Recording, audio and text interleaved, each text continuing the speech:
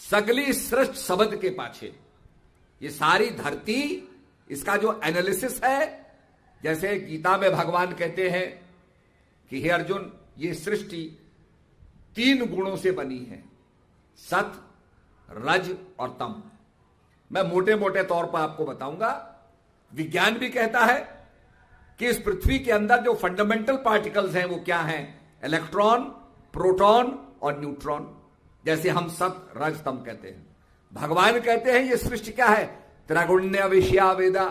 हे अर्जुन, जो वेद हैं, शास्त्र हैं, ये 3 गुणों मई सृष्टि, जो त्रिगुणी सृष्टि है, उसकी चर्चा करते हैं, उसकी व्याख्या करते हैं। इससे परे, 3 गुणों से परे जो प्रभु का नाम है, ज्ञान है, तू उसको जान, उसको अपने जीवन के अंदर देख, उसका आत्मसात कर। तो सगली सृष्टि शब्द के पाछे नानक शब्द घटाघट आछे, क्योंकि वो सारी सृष्टि में अगर शब्द ही है तो हमारे हृदय में भी होगा, और अनुभव करने के लिए हमें हमारे हृदय में उसको अनुभव करना है। इसीलिए हनुमान जी की कथा आती है कि माता जानकी ने हनुमान की सेवा से प्रसन्न होकर के हनुमान को माला दी। हनुमान जी माला तोड़ने लगे। किसी ने कहा ये क्या कर रहे हो? हनुमान जी ने कहा मैं प्रभु को खोज रहा हूं, प्रभु को खोज रहा हूं। किसी ने कहा प्रभु इस माला में कहां है? हनुमान जी ने कहा माला में ही नहीं, वो तो मेरे हृदय में भी है। और अपनी छाती को फाड़ करके, वक्षस्थल को फाड़ करके सिया और राम का दर्शन कराया। माया के अंदर से मन को लगा करके अगर हम प्रभु के नाम में लगा देंगे तो प्रभु की प्राप्ति हो जाएगी।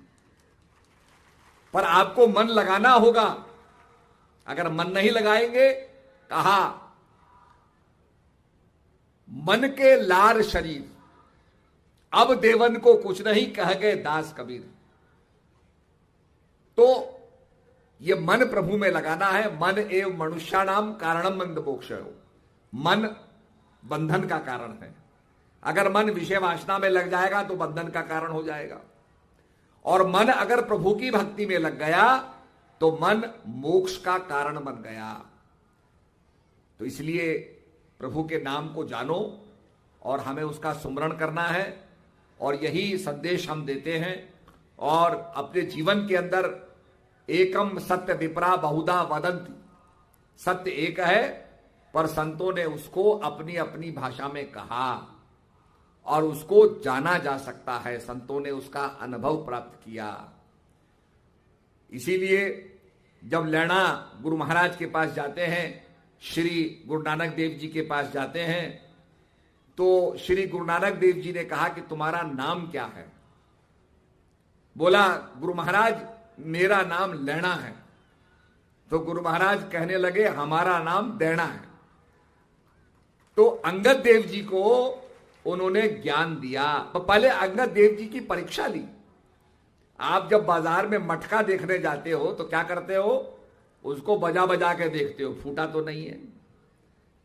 कांच का गिलास आप लेने जाओगे तो उसको बजा के देखोगे, उसमें से टन की आवाज आ रही है, नहीं आ रही है। अगर उसमें आवाज सही नहीं है, आप कहोगे ये तो क्रैक है भाई, ठीक नहीं है। तो पहले उन्होंने उनकी परीक्षा ली। एक सोने का कटोरा लिया, कीचड़ में डाल दिया, अपने बेटों से कहा, अरे श्रीचंद लक्ष्मीचंद से कहा, अरे बेटो ये जाओ और ये कटोरा लाओ। उनके पुत्र कहने लगे गुरु महाराज ये कीचड़ में पड़ा हुआ है, कपड़े खराब हो जाएंगे, हमारे पास क्या कमी है, बतेरे कटोरे हैं।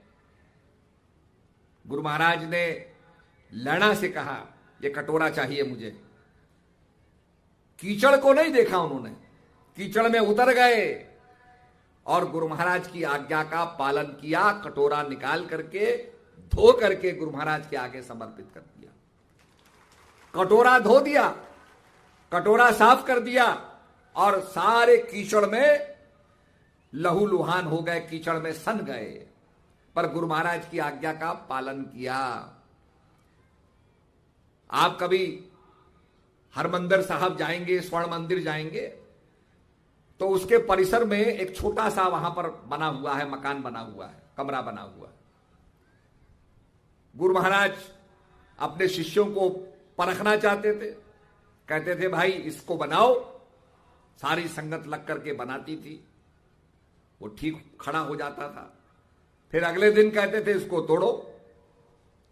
अब जब ये रोज होने लग गया कि वो बनता था, बिगड़ता, तोड़ते थे, सबने कहा भाई ये क्या हो गया गुरु महाराज को, पता नहीं क्या बात है। धीरे धीरे लोग खसकने लगे कि ये तो ऐसा ही करते हैं, रोज बनवाते हैं, रोज तोड़वाते हैं।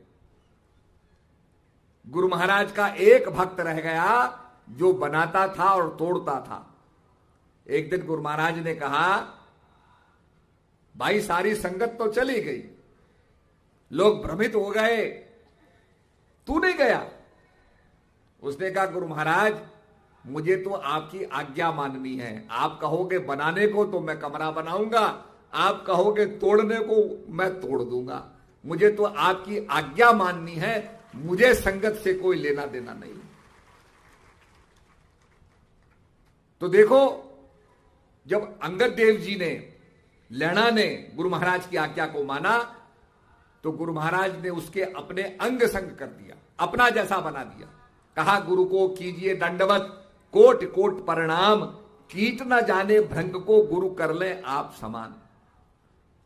को गुरु नानक देव जी ने लैणा को अपने समान बना दिया, अंग संग कर दिया, तो उनका नाम पड़ा अंगद देव जी महाराज, अपने समान बना दिया। आप देखो अगर राजनीतिक कुर्सी होती है तो दूसरा कोई उसको बैठने नहीं देता, वो कहता मैं ही बैठूंगा कुर्सी पर गुरु महाराज का ऐसा धाम है कि वो अपने समान अपने भक्त को बना देते हैं, उनके अंदर स्वार्थ नहीं होता। तो कहा गुरु महाराज को प्रणाम करो। क्यों प्रणाम करते हैं हम? गुरु को कीजिए दंडवत, कोट कोट प्रणाम, कीट न जाने भृंग को, जैसे भृंगी कीड़े को नहीं जानती, उसको लेकर के और बांबी में डाल करके उसके ऊपर गुंजन करती है, वाइब्रेशन करती है और उसको ट्रांसफॉर्म कर देती है। ऐसे ही गुरु महाराज अपने समान बना लेते हैं। आप जब जैसे ऑफिस के अंदर ऑलपिन होती हैं, सुइयां बिखर जाती है, एक समस्या पैदा हो जाती है कि सुइयों को कैसे संभाल के रखें, तो आप क्या करते हैं, उसमें एक चुंबक डाल देते हैं। एक चुंबक का टुकड़ा डालोगे तो सारी ऑल पिन जो है वो चुंबक से चिपक जाएंगी। और उनके अंदर क्या विशेषता है कि आप एक पिन को उठाओगे, दूसरी पिन उससे अपने आप चिपक जाएगी, क्योंकि उसके अंदर भी चुंबकीय शक्ति आ जाती है और चुंबक उस ऑल पिन को भी अपनी तरह चुंबक बना देती है। जैसे गुरु महाराज ज्ञान में अपने भक्त को अपने समान ज्ञानी बना देते हैं, उसमें फर्क नहीं रखते।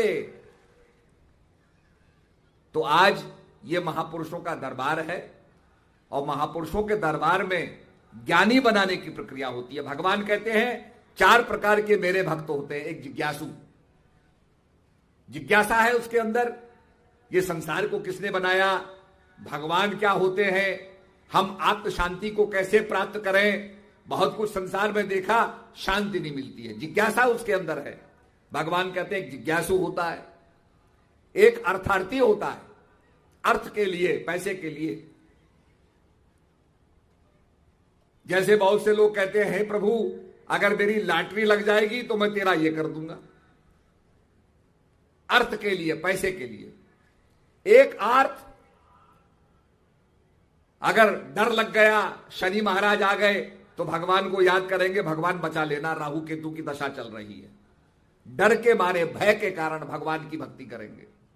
और भगवान कहते हैं चौथा जो सर्वोपरि भक्त है वह है ज्ञानी। ज्ञानी और मुझमें कोई भेद नहीं है। इसीलिए भगवान कहते हैं पहली भक्ति क्या है, प्रथम भक्ति संतन कर संगा। जब भगवान भिल्ली के पास जाते हैं, मतंग ऋषि ने भिल्ली से कहा भिल्ली तेरी भक्ति से प्रसन्न होकर भगवान तुझे जरूर दर्शन देंगे। भिल्ली के अंदर बड़ी उत्कंठा थी, मैं प्रभु के दर्शन प्राप्त करूं। भिल्ली को दर्शन देने के लिए भगवान आते हैं, पंपा सरोवर के नजदीक आते हैं। भगवान भिल्ली को दर्शन देते हैं और कहते हैं भाई देखो ये पंपा सरोवर बड़ा पॉल्यूटेड है, बहुत गंदा है, अपवित्र है। ऋषि मुनियों से कहते हैं भाई आप अपने चरण डालो, आपके चरण के स्पर्श से ये जल निर्मल हो जाएगा। ऋषि मुनियों ने अपने चरण डाले पर वो जल साफ नहीं हुआ। फिर प्रभु राम ने भी अपने चरण डाले तो भी जल साफ नहीं हुआ। तो भगवान भिल्ली से कहते हैं भिल्ली अब तुम ही बची हो और तुम मेरी परम भक्त हो, सेवा करती रहती हो, तुम डालो।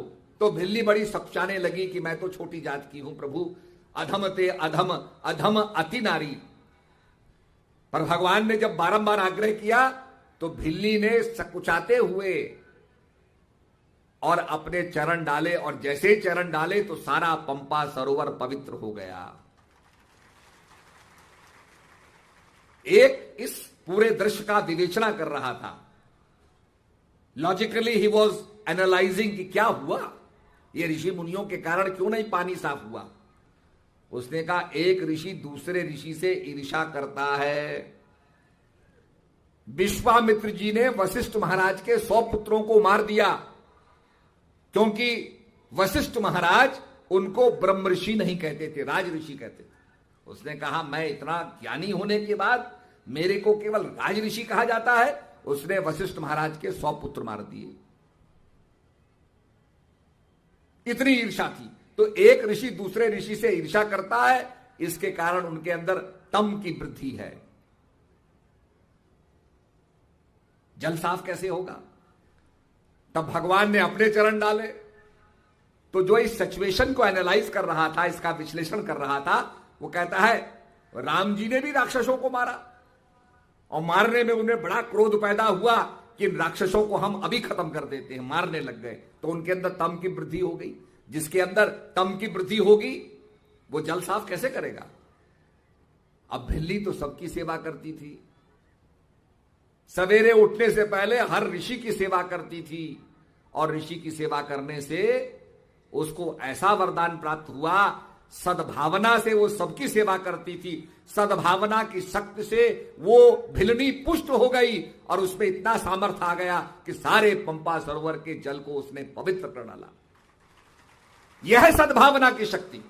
अगर हमारे अंदर देश की सेवा करने का भाव होगा, सद्भावना का होगा, तो हम भी अपने देश को स्वच्छ कर देंगे।